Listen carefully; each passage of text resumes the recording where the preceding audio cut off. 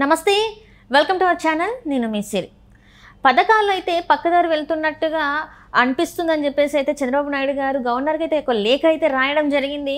మరి అది అసలు ఏం రాశారు ఏంటి అనేది మనకు వివరించడానికి మనతో పాటు ఉన్నారు ప్రముఖ సీనియర్ జర్నలిస్ట్ జగదేవ్ గారు. నమస్కారం సార్. నమస్తే సార్, ఇప్పుడు ఏంటంటే పథకాలన్నీ పక్కదారులు వెళ్తున్నాయంటే జగన్మోహన్ రెడ్డి గారికి దగ్గర వాళ్ళకి ఆ పథకాల అమౌంట్ ఏదైతే ఉందో కాంట్రాక్టర్స్కి అవి మళ్ళిస్తున్నారని చెప్పేసి అయితే కొన్ని వార్తలు వస్తున్నాయి. దాని మీద చంద్రబాబు నాయుడు గారు గవర్నర్కి లేఖ రాశారని చెప్పేసి మనకు వార్తలు వస్తున్నాయి. గవర్నర్ కూడా స్పందించారు, సానుకూలంగా స్పందించారని చెప్పి కూడా మనకి వార్తలు వస్తున్నాయి. సో అసలు ఇప్పుడు ఏం జరగబోతుంది? అంటే గవర్నర్ స్పందించడమే కాదు, ఆర్థిక శాఖకు కూడా లెక్కలు అడగడం కూడా మనం వార్తల్లో చూస్తున్నాం. అంటే పథకాలకి ఏదైతే జనవరి నుంచి కొన్ని విడుదల చేయాల్సినవి చేయకుండా ఆపి సరిగ్గా ఎన్నికల కోడ్ అమల్లో ఉన్న భాగంగా ఇంకొద్ది రోజుల్లోనే పోలింగ్ ఉన్న నేపథ్యంలో ఒక్కసారిగా ఈ విద్యాదీవన కానీ అమ్మఒడి కానీ ఇలాంటివి పెండింగ్ ఉన్న వాటివి, అంటే అందులో పేర్లు కూడా నాకు సరిగ్గా తెలియవు, మేబీ ఏవైతే ఉన్నాయో అవి ఒక్కసారిగా 14,000 కోట్ల వరకు రిలీజ్ చేశారన్నట్టు కూడా మనం వార్తలు చూసాం. ఆ తర్వాత కాంట్రాక్టర్లు కూడా చాలామంది ఇబ్బంది పడ్డారు. అంటే ఇంటింటికి ట్యాప్లు నల్లాలు పెట్టే ఉద్దేశంలో, తర్వాత కొన్ని రకాల కాంట్రాక్ట్స్ అంటే రోడ్లు మరమ్మతులు కానీ లేదా కల్వర్ట్లు మరమ్మతులు కానీ ఇట్లాంటి వాటికి ఎవరైతే వాళ్ళ అనుచరులుగా ఇవ్వబడ్డ కాంట్రాక్టర్లు ఉన్నారో వాళ్ళందరికీ కూడా పెండింగ్ బకాయిలు చాలా ఉండిపోయాయి. సో అవి కూడా చెల్లించే ప్రయత్నం చేస్తున్నారు. ఏదైతే పథకాల కోసం పర్టికులర్గా పేదవాళ్ళకి ఎవరైతే ఈ లబ్ధి పొందుతున్నారో సంక్షేమ పథకాలకు సంబంధించి వాళ్ళకి ఇవ్వాల్సినవి కొంతవరకే రిలీజ్ చేసి మిగతావి ఎవరైతే వాళ్ళు ప్రభుత్వం ద్వారా కానీ పార్టీ ద్వారా కానీ లబ్ధి పొందాలనుకున్నారో, లేకపోతే ప్రభుత్వాన్ని పార్టీని కొద్దిగా క్యాడర్ని ఉపయోగించుకొని ఎవరెవరైతే కాంట్రాక్టులు పొందారో వాళ్ళందరితో పనులు చేయించుకున్నారు కానీ వాళ్ళకి రిలీజ్ చేయలే.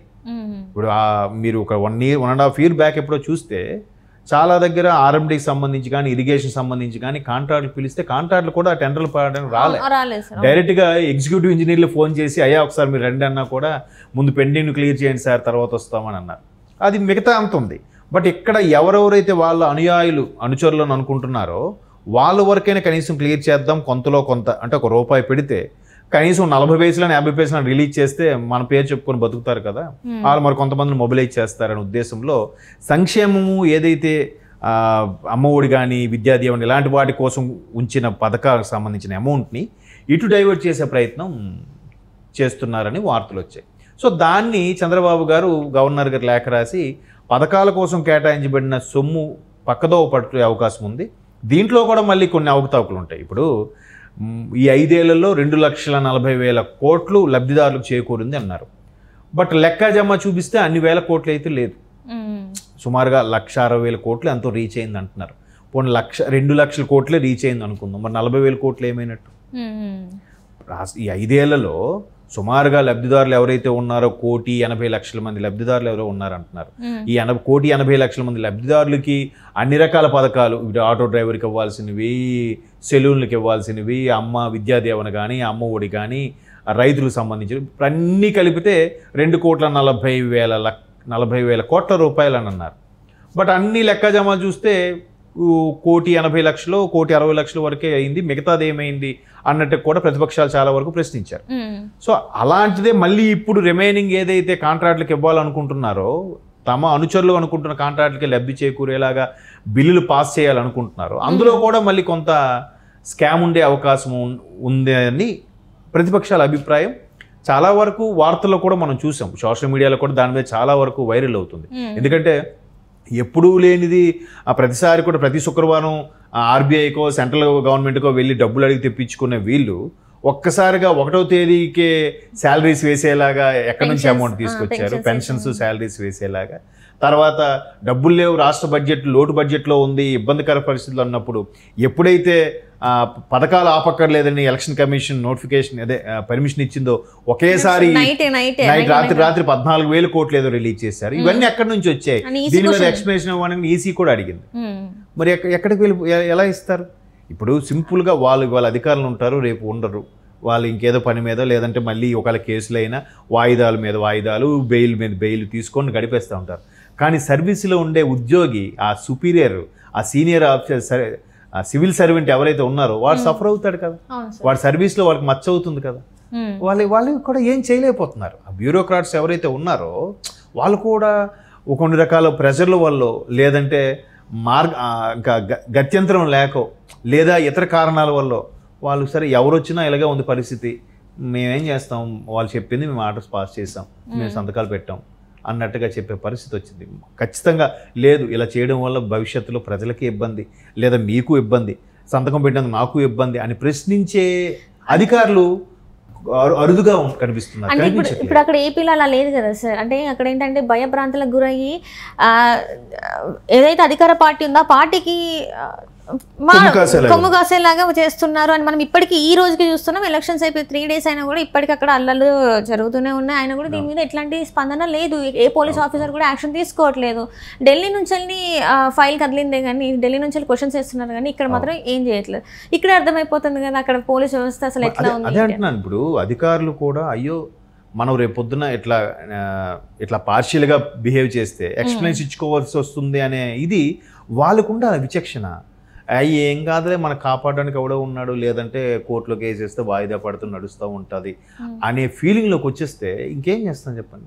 వ్యవస్థలు కూడా అలాగే ఉన్నాయి. వాళ్ళు ఇంకేదో కారణాల మీద సరే ఒక మంచివాడు శిక్షింపబడకూడదు, ఆ చెడ్డవాడు తప్పించుకున్నా పర్లేదు కానీ మంచివాడు శిక్ష పడకూడదు అనే ఉద్దేశంలో వ్యవస్థ కొంచెం స్లోగా వెళ్తున్న నేపథ్యాన్ని వీళ్ళకి అనుకూలంగా మార్చుకుంటున్నారు, వీళ్ళకి అవసరమైనట్టుగా దాన్ని వాడుకుంటున్నారు. సో అందుకు వ్యవస్థ అలాగే తయారవుతుంది. ఆ వ్యవస్థ అంటే ఎవరు మళ్ళీ నడిపించేది మనం ప్రజలే కదమ్మా, మారాల్సింది వీళ్ళే. అరే ఇలా సంక్షేమ పథకాలు వీటి వల్ల మనం కొన్నాళ్ళకి బద్దకస్తులం అవుతాం, బానిస బతుకుల్లాగా అయిపోతుందో, వాడు ఇస్తేనే బతకాలా, మన సొంతంగా బతికే లేదా మన కాళ్ళ మీద మనం నిలబడేలాగా బతకాలి. కానీ ఇదేంట్రా అని ఒక్కడైనా ఉందా, ఏమిస్తున్నాడు ఒకడంటాడు, ఆడు కొట్టేసిన దాంట్లో మనకి ఇస్తున్నాడు లేరా, ఇంకోడు అంటాడు మన డబ్బులేగా మనం మనకిస్తే తీసుకొని తప్పే ఉంది అంటాడు వాడు. ఇట్లా ఎవరి వెర్షన్లు వాళ్ళకు ఉన్నాయి, ఎవరు కవరింగ్లు వాళ్ళకు ఉన్నాయి. అట్లా కవరింగ్ అయి బతుకుతున్నప్పుడు ఇంకంతే డెవలప్ అవుతూనే ఉంటాడు. అలా సంక్షేమ పథకాలు తీసుకున్నాడు అలా అక్కడే ఉంటాడు. వాడు ఎప్పుడు డెవలప్ అవుతాడు? ఇంకా డెవలప్ అయినా పక్కోడు అవునవ్వడు. ఏం కాదురా భయ్ తీసుకో, నేను తీసుకోవట్లే, నువ్వు తీసుకో దేని పని దానిదే, మన పైసలే కదా, మనం ట్యాక్స్లు కడుతున్నాం, మా పన్ను రూపంలో కడుతున్నాం, వాళ్ళు మళ్ళీ మనకి ఇస్తున్నారు. ఇంకొకటి ఏంటంటే వాళ్ళ ఇంట్లో సొమ్ము ఇస్తున్నారు. ఇప్పుడు అదొక మాట. ఒకప్పుడు ఎలా ఉన్నదంటే యథారాజా తథా ప్రజ అన్నారు. ఇప్పుడు యథా ప్రజ తథా రాజా రెండు, ఏది గుడ్డు ముందా పిల్ల ముందంటే ఏమీ చెప్పలేని పరిస్థితి. ఈ మధ్య కాలంలో ఈ ఎలక్షన్స్ లో చూసాం సార్, డిమాండ్ చేస్తున్నారు డబ్బులు. మా ఇంట్లో 5 ఓట్లు ఉన్నాయి, మీరు ఎంత ఇస్తారు, వాళ్ళు అంత ఇచ్చారు, మరి మీరు ఎంత ఇస్తారు అట్లా అసలు అదే తప్ప అని చెప్పేసి నువ్వు నాకు ఎంత ఇస్తావు అంటే చెప్పు, గంప గుర్తుగా నా ఇంట్లో 5 ఓట్లు నీకు వేయిస్తా, ఇంకంతే డీల్. పనేంటి అది అంటాడు చూసారు పోకిరి సినిమాలో, పనేంటి నీకెంత నాకెంత అంతే. ఇప్పుడు అలా పథకాలు ఓటేయడానికి డబ్బులు తీసుకున్నాడు, రేపు పొద్దున వెళ్ళి అడగగలడా? ఏం అడుగుతాడు? అదే పరిస్థితి ఇప్పుడు అక్కడ ఉందేమో అనిపిస్తుంది. ఇప్పుడు ఇదే లెక్క మొన్న పవన్ కళ్యాణ్ గారు కూడా చెప్తే రోజుకి 20 పైసలు 40 పైసలు పడుతుంది వాడు ఇచ్చిన డబ్బులు. ఆ 2000 అవని 3000 అవనివ్వండి, 365 రోజులకు గాను మరి లాభం ఏంటి? 3000 తీసుకున్నా సుమారుగా 30 పైసలు ఎంతో పడుతుందమ్మా 365 రోజులకు గాను. 5 సంవత్సరాలు కలిపి తీసుకుంటే రోజుకి ఆ 20 పైసలకు అంత కక్కుర్తి పడాలా? అట్లా అయిపోయింది. అదే చెప్తున్నాను కదా, రెండు ఎవరిని పొగడలేము, ఎవరిని దించలేము, అట్లా అయిపోయింది పరిస్థితి. సో వీటన్నిటిని బేస్ చేసుకొని వాళ్ళు కూడా ఇప్పుడు సామాన్యుడు అలాగ ఆలోచిస్తే పరపతి ఉండి రాజకీయ పలుకుబడి ఉండి అధికారం ఉన్నోళ్ళు ఇంకెలా బిహేవ్ చేస్తారు? ఏదైతే అవన్నీ తర్వాత చూసుకుందాం, మహా అయితే డ్రాగ్ అవుతుంది, వాయిదాల మీద వాయిదాలు తీసుకుందాం, ఆ తర్వాత బెయిల్ మీద బయటకు వచ్చేద్దాం, ఇదే తలంపులో ఉన్నారు. భయం పోయింది, అసలు భయం అనేది లేదు. అసలు ఈ వ్యవస్థ అన్న చట్టాలన్నా ఎవరికి ఏ భయం లేదు. సో ఇప్పుడు ఈ రోజులలో ఇలా ఉందంటారు. Right sir, right, thank you so much.